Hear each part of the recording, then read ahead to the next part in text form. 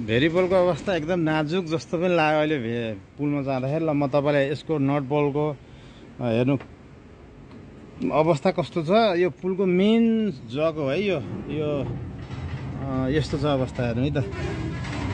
ल हेर्नु यो पुरा मेन हो है भेरीको मेन यो लास्ट यो गयो भने गयो सबै। ल हेर्नु है नट बोल्टको अनि यो पिलरको अवस्था यो छ हेर्न सक्नुहुन्छ यस्तो छ।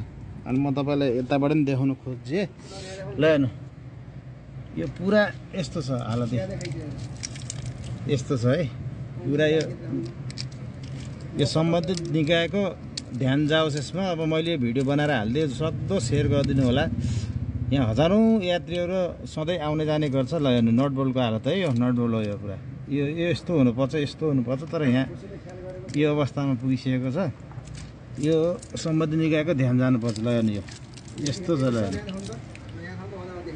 ल हाम्रो यता केही वरिष्ठ व्यक्तित्वले भन्नुहुन्छ के छ त। ल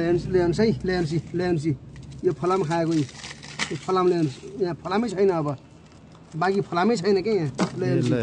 नट बोल्ट त यहाँको त गायबै भयो।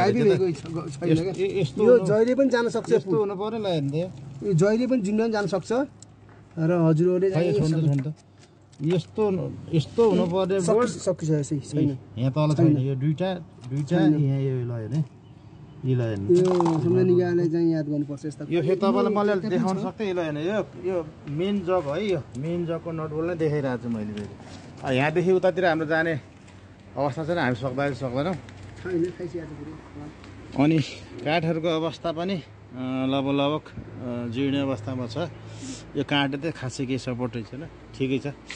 अब हेरेर यो भिडियो जति सक्दो सेयर गरिदिनु होला। धन्यवाद।